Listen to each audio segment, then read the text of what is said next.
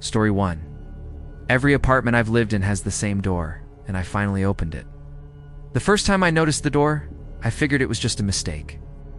ID just moved into a small apartment on the 3rd floor of an older building, the kind with beige hallways, low ceilings and lights that buzzed faintly no matter how many times maintenance came. The place wasn't special, it was affordable, close to my job and quiet enough. That first night, while unpacking boxes, I stepped into the hall to throw out some trash. And that's when I saw it. At the very end of the corridor, tucked between 2 apartments I knew were occupied, was a narrow door I hadn't noticed during the walkthrough. It was painted the same off-white as the walls. No number, no peephole, not even a handle, just a flat metal plate where a knob should have been. I stared at it for a moment, confused, then just shrugged it off. Old buildings have quirks. Maybe it led to a utility closet. Maybe it was sealed off years ago and painted over. I went back inside my apartment and forgot all about it. At least I thought I did. 2 years later, in a completely different city, I saw the door again. This time, it was impossible to ignore. I had moved for work and was renting a studio in a mid-rise complexway, newer than the last place, with clean carpets and modern fixtures. The hallways were wider, brighter, and lined with perfectly spaced apartment doors, each one clearly numbered, except one. Halfway down the hall, directly across from the elevator, was the same narrow door. Same color, same lack of markings, same flat metal plate. Stopped dead in my tracks. My stomach tightened, and this vague sense of wrongness started creeping in. There was just no logical reason for it to be there. I even went over and checked the floor plan that was posted near the elevator. Every single apartment was accounted for. No extra rooms, no storage spaces. I asked the neighbor across the hall, a guy who always smelled faintly of coffee and printer ink. He glanced over at where I was pointing, frowned a little, and said, "What door?" I followed his gaze. The door was gone. Its place was just a blank stretch of wall. I forced a laugh, feeling embarrassed, and convinced myself I'd imagined it. That night, I dreamed of knocking. The dreams started subtly. I'd find myself standing in a hallway that wasn't quite any hallway I knew, facing that narrow door. I'd reach out, touch the cold metal plate, and feel a chill seep right into my fingertips. I never opened it, though. I always woke up just before I could. At first, the dreams came maybe once every few months, then once a month, then weekly, and each time the hallway in the dream grew clearer, the walls sharper, the air heavier, and the door, it felt closer. I tried to ignore it. People have recurring dreams all the time, especially when they're stressed. And I was definitely stressed. Work deadlines, long hours, way too much caffeine, not nearly enough sleep.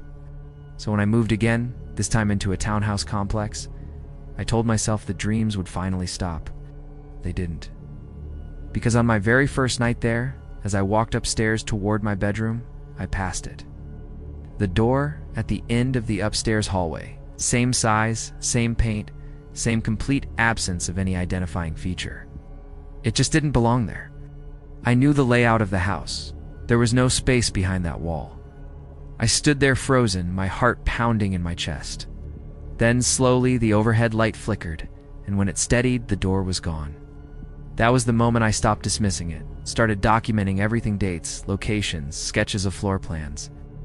I pulled up old photos from my previous apartments, zooming in on hallways, corners, shadows, and in 2 photos, taken years apart, I found it. It's barely visible, so easy to miss, but unmistakable once you knew what you were looking for.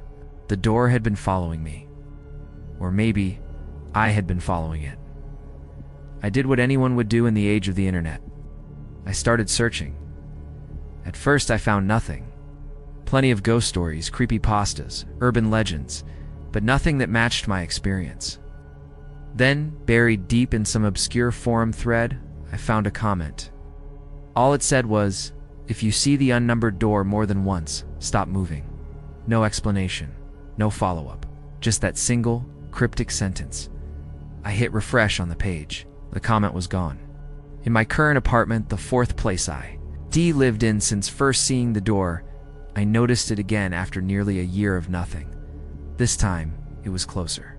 Not at the end of the hallway, but directly across from my own front door. Now, I stared at it for a long, long time, my pulse just hammering away. And then, unexpectedly, someone spoke. "You see it too?" I turned sharply. An older woman was standing a few feet away, keys in her hand. She was looking at the door with open fear, not confusion. "You see it?" she repeated. I just nodded. My throat was too dry to speak. She let out a shaky breath. Thank God. Her name was Elaine. She had lived in the building for 15 years. She told me she first noticed the door after a renovation on the second floor. The maintenance guys claimed nothing had changed, but the door appeared for her soon after. At first, she said, her voice quiet, I thought it was a prank or a glitch in my memory. She paused. It's not. She told me she'd seen it in 3 different buildings over the years, always after moving and always closer than before. I think it's patient, she said. Elaine and I compared notes. We discovered some unnerving patterns. Neither of us had ever seen the door open. Neither of us had ever seen anyone come out of it. But we both agreed on a few things.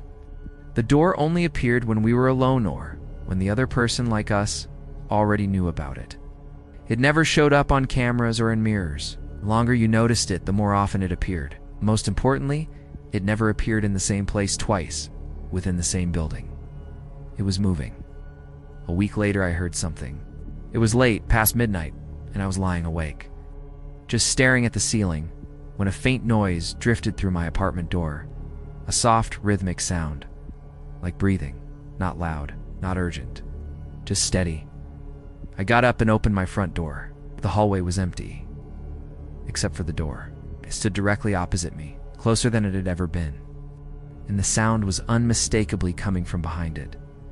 I don't know what possessed me, fear maybe, or sheer exhaustion, or just the quiet certainty that this single moment had been building for years. I raised my hand on a knock. The breathing stopped immediately. For a long moment, absolute silence. Then, single, firm knock from the other side, perfectly mimicking mine. I found Elaine the next morning sitting on the stairs, looking pale and shaking. You knocked, she said. It wasn't a question.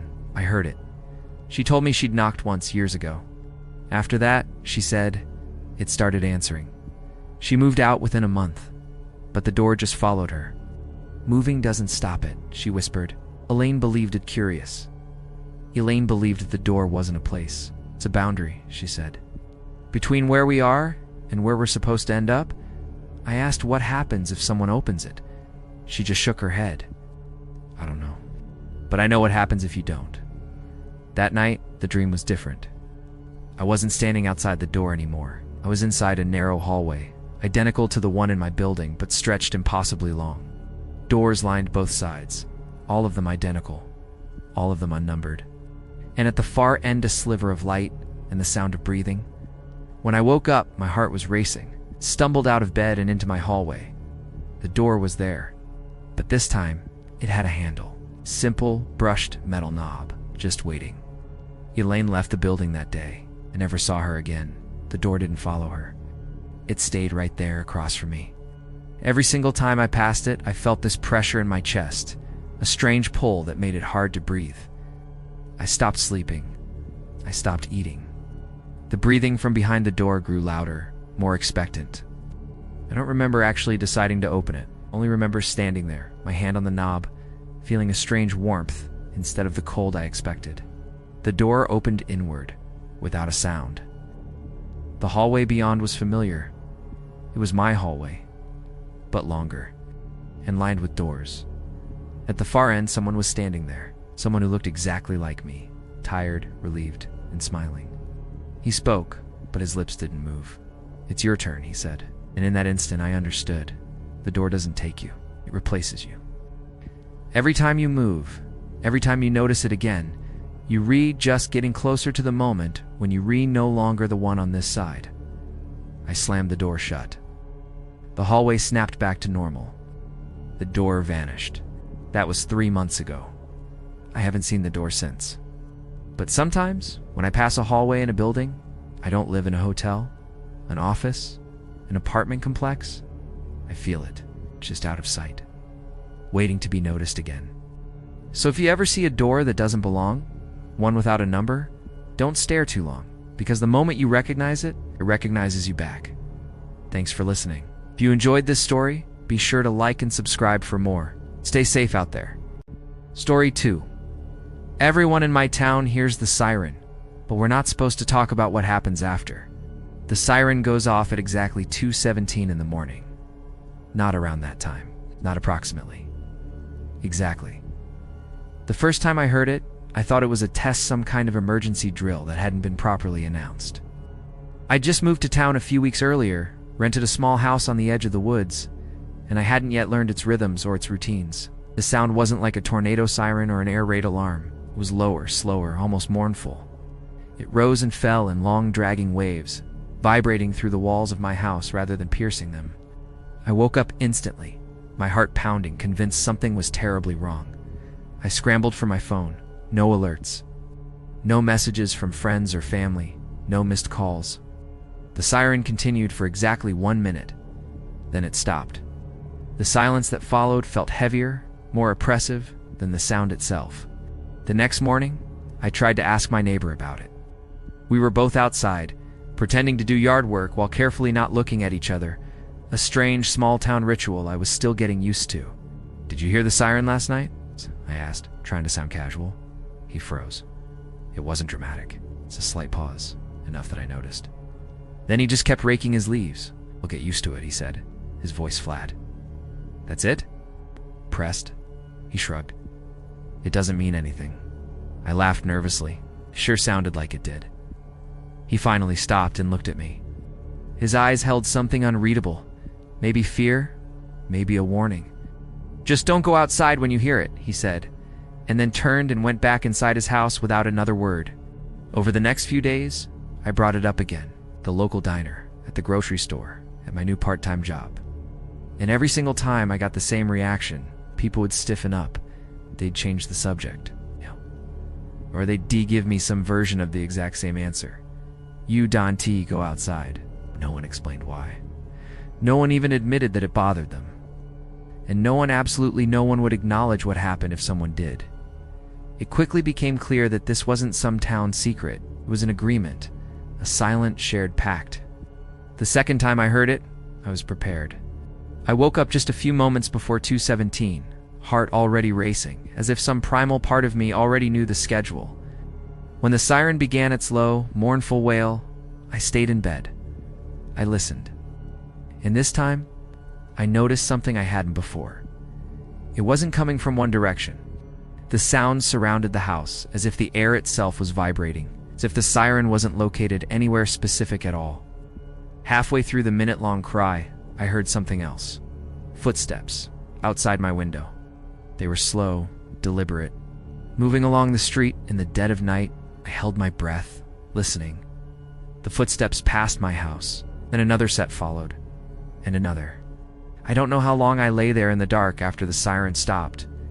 Eventually, I must have fallen back asleep. But the next morning, that gnawing curiosity was unbearable.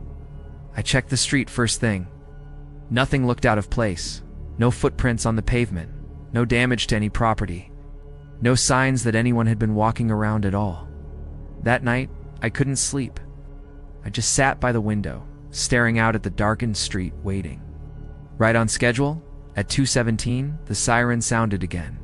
But this time, I didn't hear footsteps, heard voices, whispering, too soft to understand, but too close to ignore.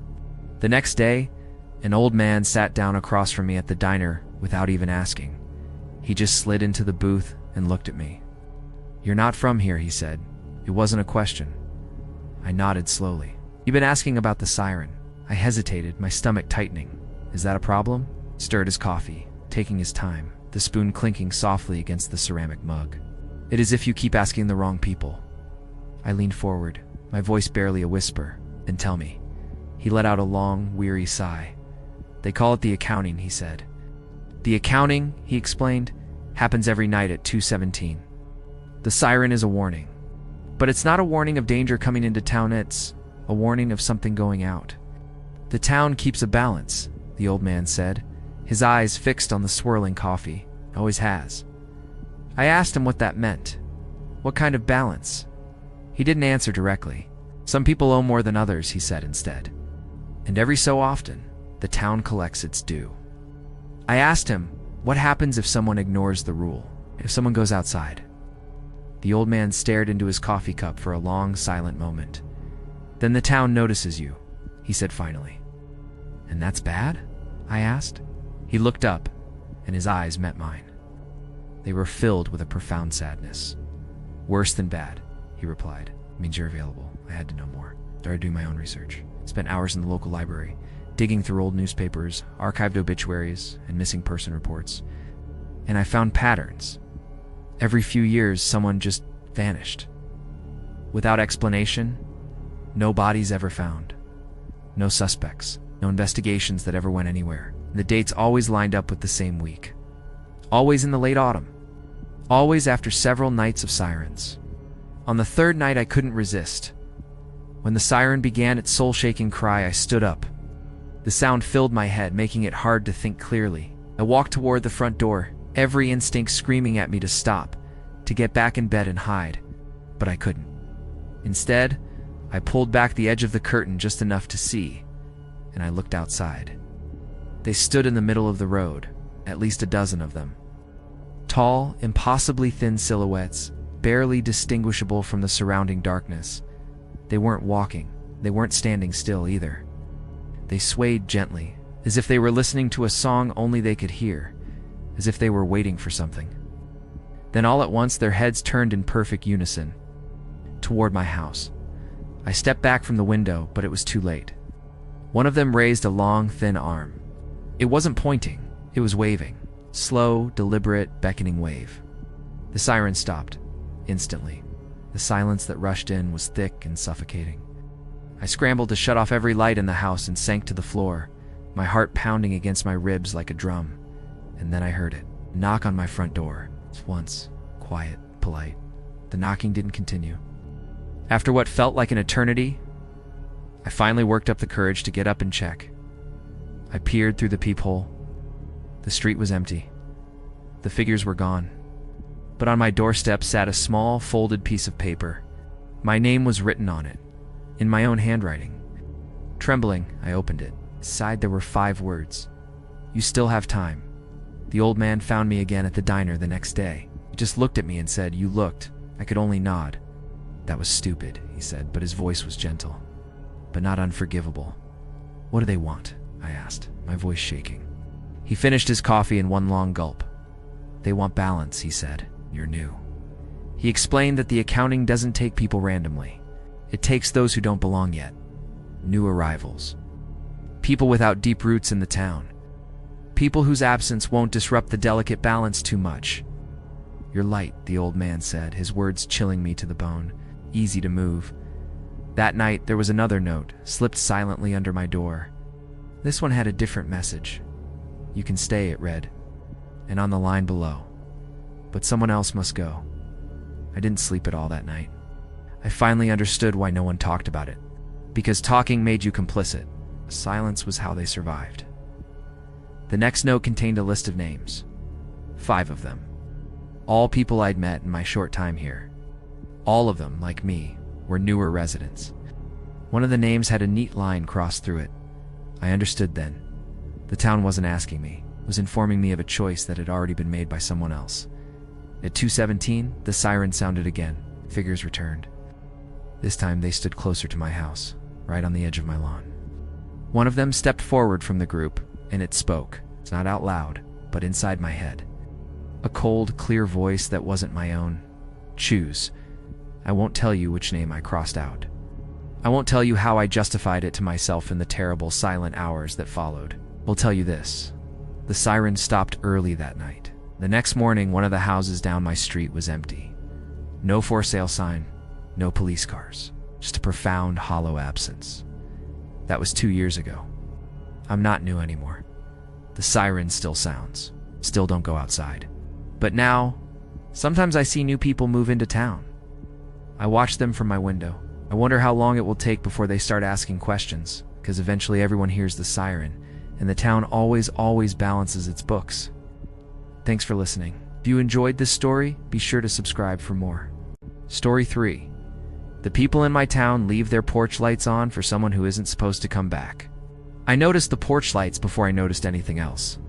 I'd just moved into town on a quiet Sunday afternoon. It's the kind where the air feels too still and sound carries farther than it should. The town itself was small, one main road, a few side streets, a diner, a post office, and a gas station that looked like it hadn't been updated in decades. What struck me wasn't the emptiness, it was the lights. Every single house I passed had its porch light on, not blinking, not flickering, just on. It didn't matter that it was broad daylight. Every single one of them glowed faintly against the afternoon sun.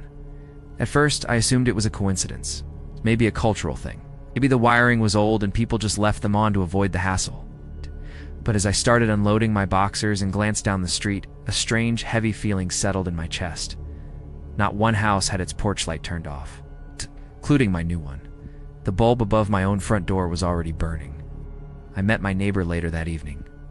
His name was Thomas, a man in his late 50s with sun-worn skin and eyes that never quite relaxed. He waved from his porch as I struggled with a box that was definitely heavier than I remembered packing. "Welcome," he said, his voice a little raspy. "You made it before dark." I smiled politely, trying to be friendly. "Is that important?" He paused, just for a fraction of a second, but it was long enough for me to notice. "Helps," he said simply. I nodded, then gestured toward the light above my door. "I noticed everyone leaves their porch lights on," I said, trying to sound casual. "Is there a reason for that?" Thomas didn't answer right away. He looked down the street, his gaze sweeping over the long, unbroken chain of illuminated porches. Every light was on. Then he looked back at me, his expression unreadable. "Don't turn yours off," he said. I waited for him to elaborate, to give me some kind of explanation. He didn't. Instead, he just gave me one sharp nod, stepped back into his house, and closed the door behind him.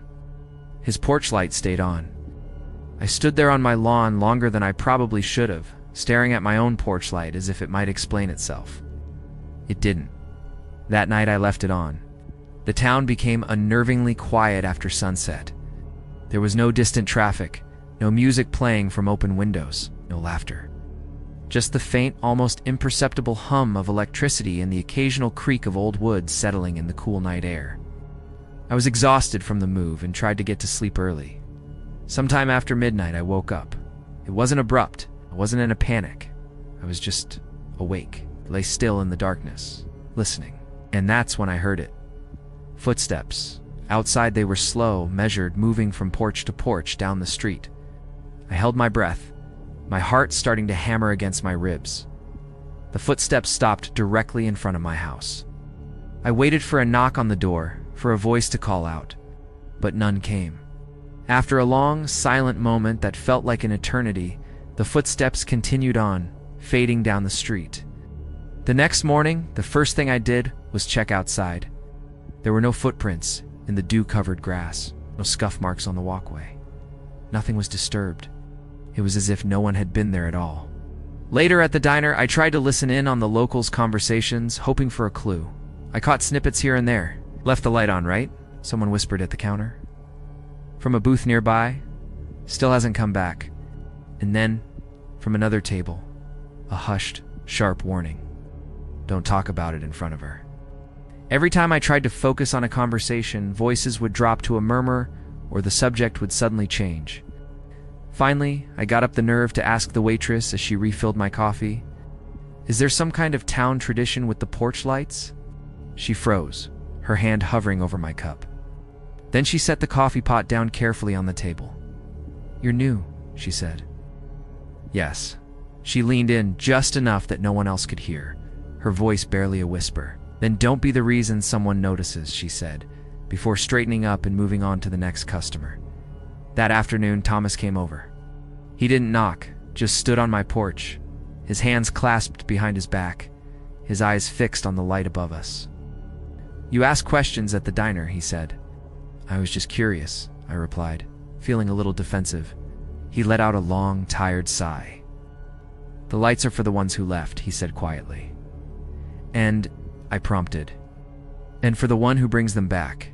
He told me about the disappearances. It wasn't a lot, not often, but it was enough. Every few years, someone would leave town, sometimes for a new job, sometimes to be with family. Sometimes they left without any explanation at all. They'd all promised to visit, to call, to come back, but they never did. There were never any bodies found, no car accidents reported, no trace of them anywhere. They don't die, Thomas said, his voice low and serious. They just don't arrive anywhere else. The lights, he continued, are a signal. They tell it that we're still waiting. I had to ask, who is it? He shook his head firmly. No name, he said.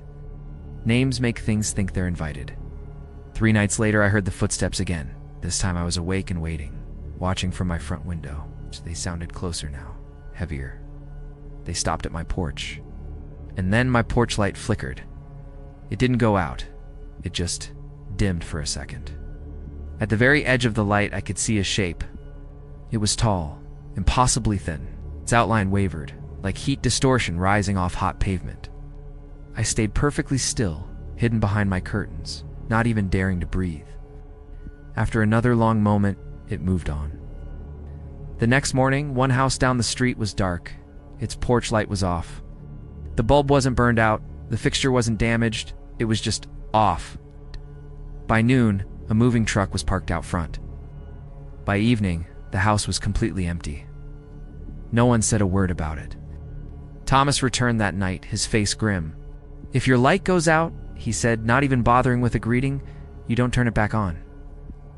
Why? I asked, my voice trembling slightly. Because then it knows you noticed. The town, he explained, used to be bigger. That was before the new highway bypassed it completely, before the old factory closed down, before people started leaving in droves looking for a better life somewhere else. That's when it started. When enough people desperately wanted to go somewhere else. When the longing built up, he said, his gaze distant, it answered. I asked him if anyone who disappeared had ever returned. He nodded slowly. Once. What happened? His eyes met mine, and they were filled with a deep, ancient fear. You weren't right, he said, and the light at their house. It never went out again. A few days later, I saw him. It was evening, and I was walking home near the old abandoned bus stop at the edge of town. A man was standing just beyond the reach of the nearest streetlight. He was just a silhouette watching the houses, watching the lights.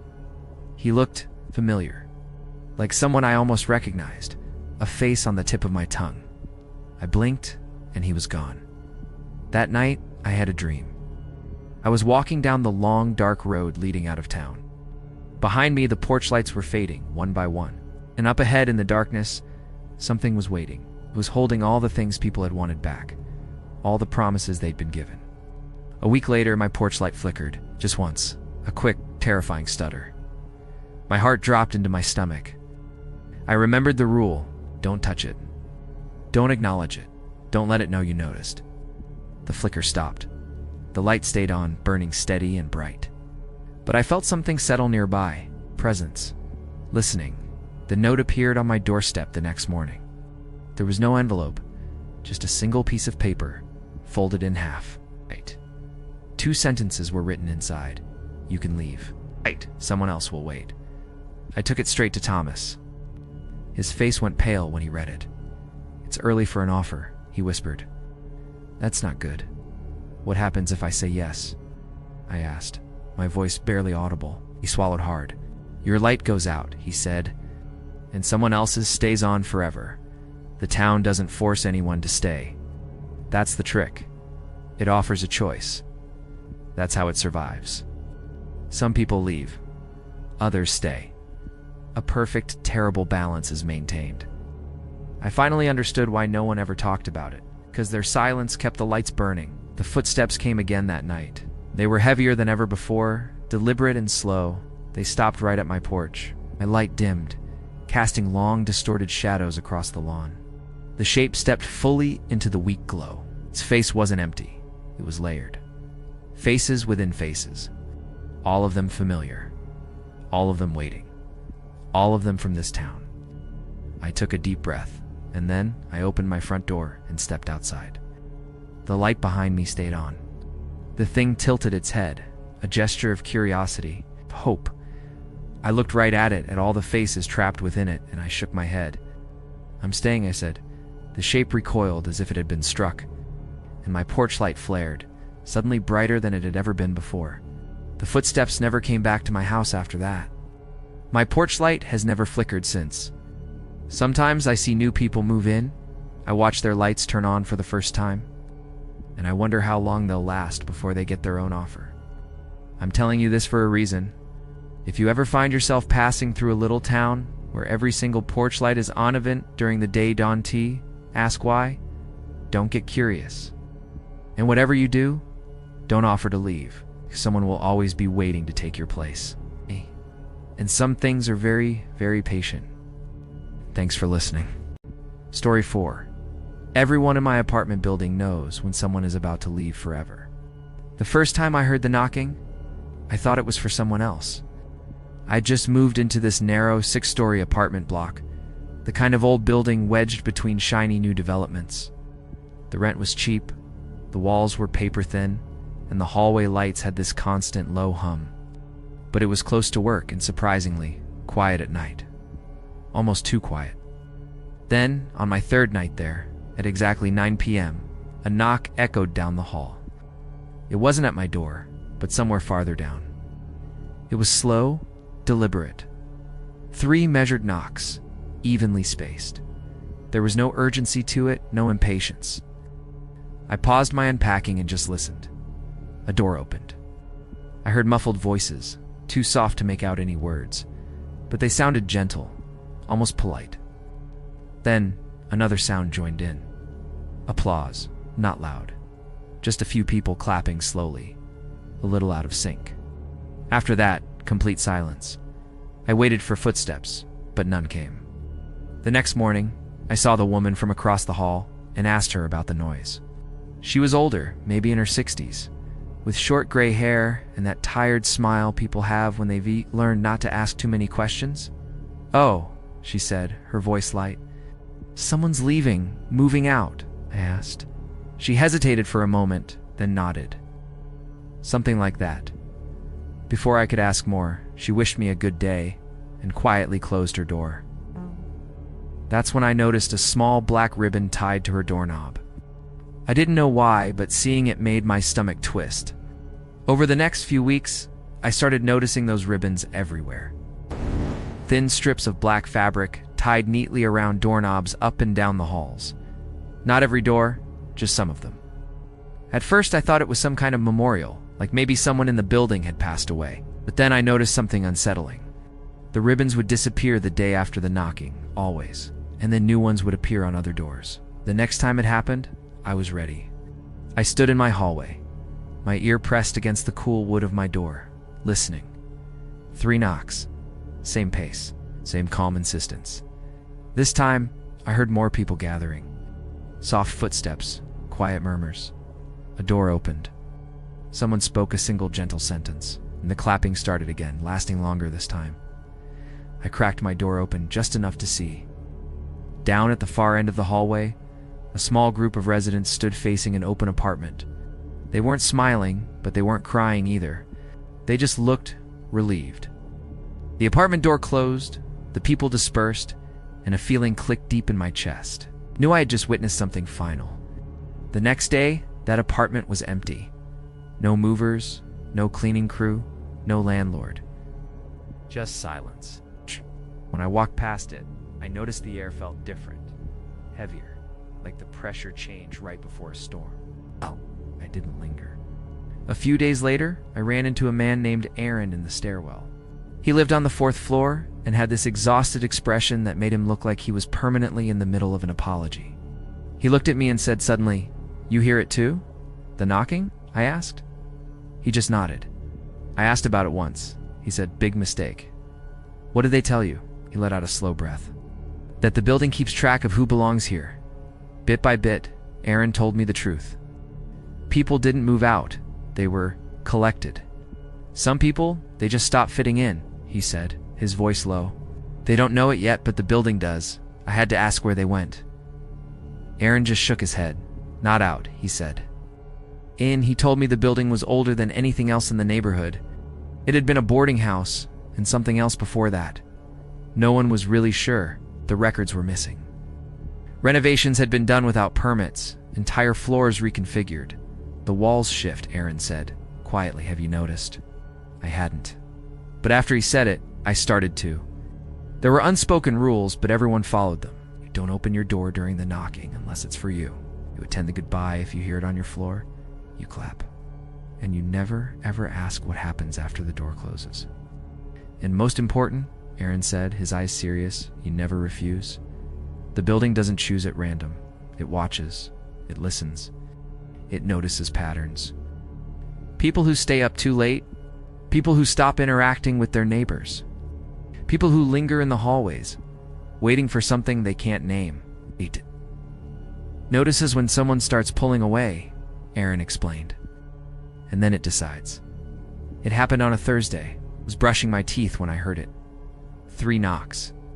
Right outside my door. My heart slammed against my ribs. But then the sound moved on. Down the hall, to the end. I let out a shaky breath. Then a second set of knocks, 1 door closer. Then the third, right next to mine. The door across the hall opened. It was the woman with the tired smile. She stepped out, met my eyes, and gave a small nod. She didn't look afraid. She looked grateful. I'm ready, she said softly. More residents emerged from their apartments. Some I recognized, some I didn't. They formed a loose semicircle. The knocking stopped. There was a pause and then a sound I hadn't heard before, a gentle scraping, like something being unlocked from the inside. The door didn't open all the way. Just a few inches. Enough for a voice to be heard.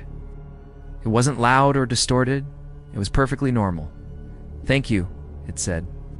The woman smiled, and the clapping began. When it was over, the hallway felt different, brighter, lighter, as if a great weight had been lifted. The woman's door was gone, not closed, gone. There was just a smooth, seamless stretch of wall where her door had been. No seam, no mark, nothing. That night, a black ribbon appeared on my doorknob. I just stared at it for a long time. It wasn't a knock. Not yet. I found Aaron in the stairwell again. This doesn't mean immediately, he said, seeing the look on my face. It's a warning. How long? He just shrugged. Depends how attached you are to leaving. The dreams started after that. I dreamed of hallways that never ended, of doors opening into pure darkness, of clapping that echoed endlessly from far away. I started waking up every night at exactly 9 p.m., just waiting. Tried to leave. I packed a bag, called in sick to work, and planned to stay with a friend until my lease was up. But when I opened my apartment door, the hallway was longer than it should have been. The stairwell was gone. In its place was another hallway. And another. And another. I slammed the door shut. My phone had no signal. Aaron found me sitting on my floor, shaking. "Can't leave once it knows you're thinking about it," he said, his voice filled with a sad kind of pity. "That's how it knows you're ready." "Ready for what?" I whispered. He hesitated. "Ready to stop resisting." The knocking came for me a week later. 3 knocks, right on my door. The sound vibrated through my bones. I opened it. The hallway was full. Everyone was there. Faces I knew, faces I didn't. The building itself seemed to hum softly, satisfied. There was no figure, no shadow, no monster, just a doorway that wasn't mine anymore. A space that led somewhere deeper, quieter. "Thank you," the voice said again, and I understood. The building doesn't take people, it keeps them. But I stepped back, shook my head. "I'm not done," I said. The hallway went silent. The voice paused. Then my door closed. And the ribbon on my doorknob was gone. That was months ago.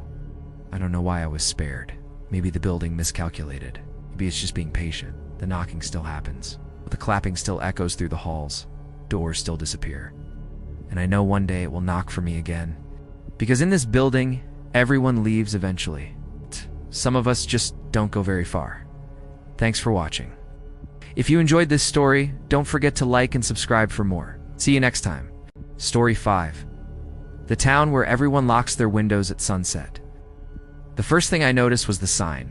Stood at the edge of town, just past the rusted welcome board, and a gas station that looked like it had T sold fuel in years. The words were stark. Painted in what looked like hurried black strokes. Lock your windows before sunset. Nitrogen monoxide. Exceptions. There was no logo, no company name, no official seal. Just the warning. I figured it was some local quirk, maybe to deter break-ins or keep out nosy wildlife. Rural towns surrounded by dense forests can be a bit cautious. I just laughed it off. And that was my first and biggest mistake. I wasn't planning on staying long. I'm a freelance videographer, and I travel through small towns documenting forgotten places for an online series. This particular town, barely a dot on any map, had piqued my interest precisely because of how little information there was about it. No social media tags, no recent news articles, almost no photos online.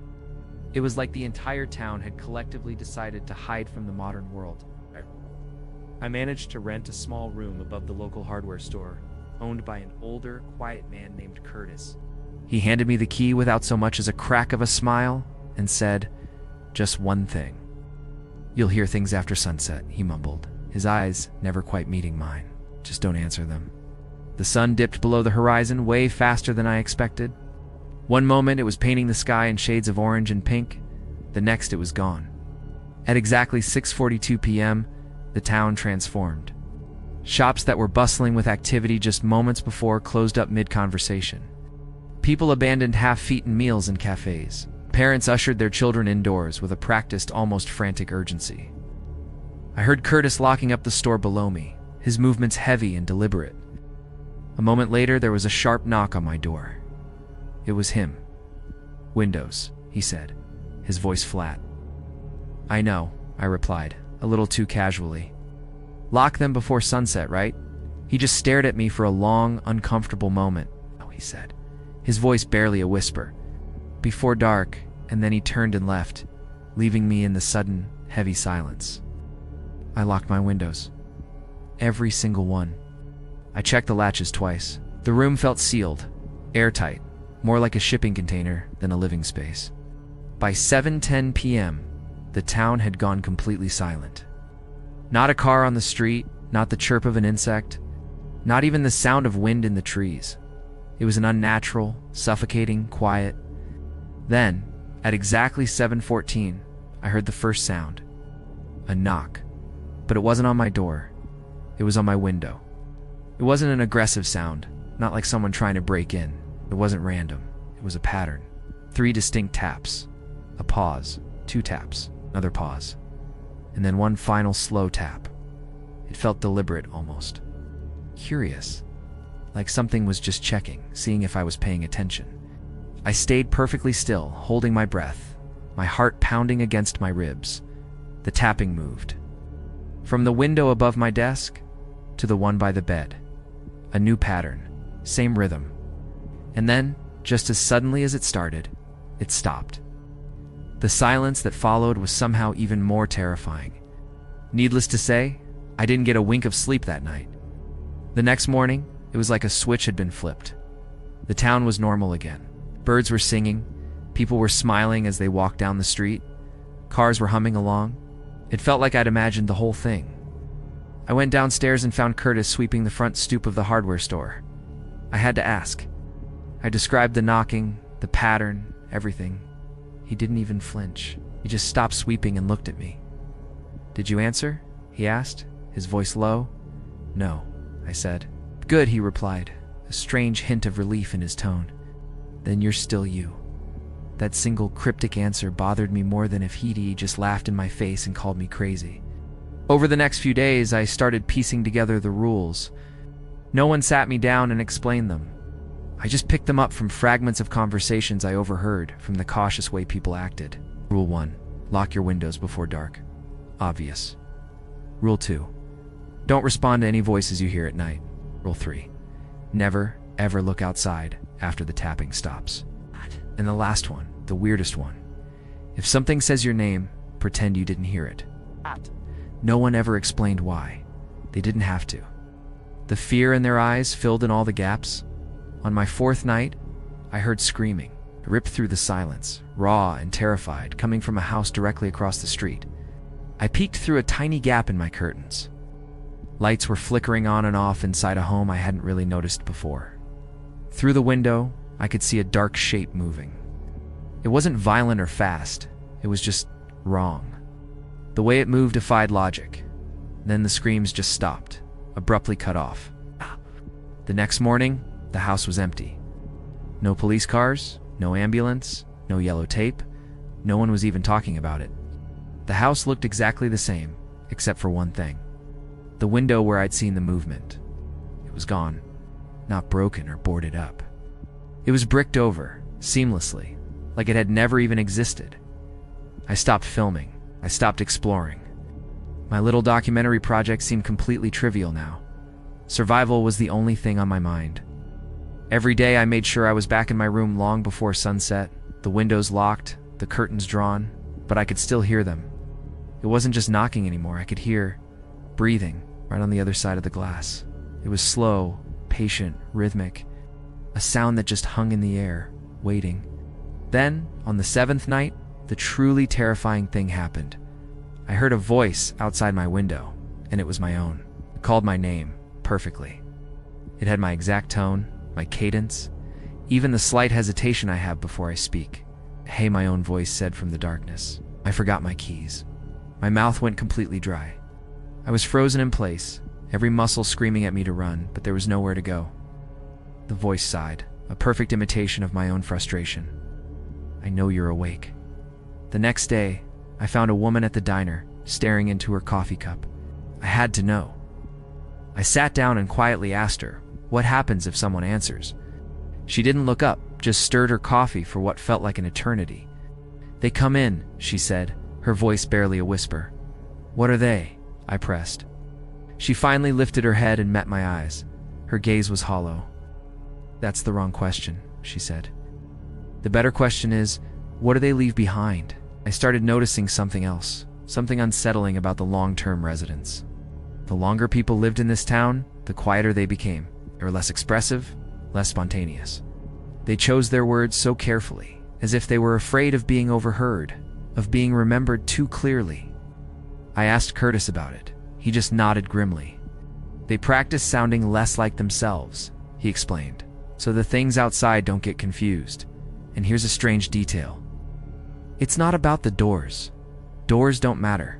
It's the windows. They can't use doors," Curtis told me one afternoon. "Only openings that let you see out." That's when it clicked. It's not just windows. Mirrors count too. That's why every single night, in every single home, every mirror was covered with a thick cloth. It wasn't about superstition. It was about survival. One evening, my curiosity, my stupid videographer's instinct, got the better of me. I had to see something. I set up my camera on a tripod, facing my main window. I made sure it was locked, the curtain was drawn, everything was secure. Just before the last bit of light vanished, I hit record. The night fell. The tapping started. Slow, patient breathing followed. And then, something new appeared on the recording. A shadow. But it wasn't cast by anything. It moved on its own, an independent patch of darkness slithering across the glass. Watching the footage later made my blood run cold. The shadow didn't move like a person or an animal. It moved like an idea, an intention. At one point, the dark shape leaned in close to the glass, as if inspecting the room. And in the faint reflection on the window pane, I saw it. The reflection of the shadow was smiling. The next morning, I met the man who looked out, or at least what was left of him. He was just sitting on a public bench, staring straight ahead, his eyes wide and completely unblinking. As I walked past, he whispered so quietly I almost missed it. "They wave," he said. "They always wave back." Before I could ask him what he meant, Curtis appeared and gently pulled me away. "Don't," he said, his voice firm. He looked out just for a second. "That's all it takes." I finally broke down and asked Curtis, "Why? Why the knocking? What did they want?" "They're not trying to break in," he said, finally admitting the whole horrible truth. "They're checking to see who's still inside themselves." I didn't understand, he sighed. "Some people," he explained, "they leave pieces of themselves outside at night. A little bit of curiosity, a bit of loneliness, maybe some regret. And those little pieces, they get found, and they come back wrong. On my 10th night, they used a name again. But this time, it wasn't my voice. It was my mother's. Clear as day, right outside my window, I heard my mom's voice, filled with worry. "Honey, I just want to see you," she said. "Please, just open the curtain." My hand trembled, just inches from the fabric. Everything in me wanted to pull it back to see her, even though I knew she was hundreds of miles away. That was it. I had to leave. I spent the next day packing my car, my hands shaking the entire time. Curtis just watched me from the doorway of his shop, a sad, knowing look on his face. "You can go," he said, as I threw my last bag in the back seat. "But it'll follow you."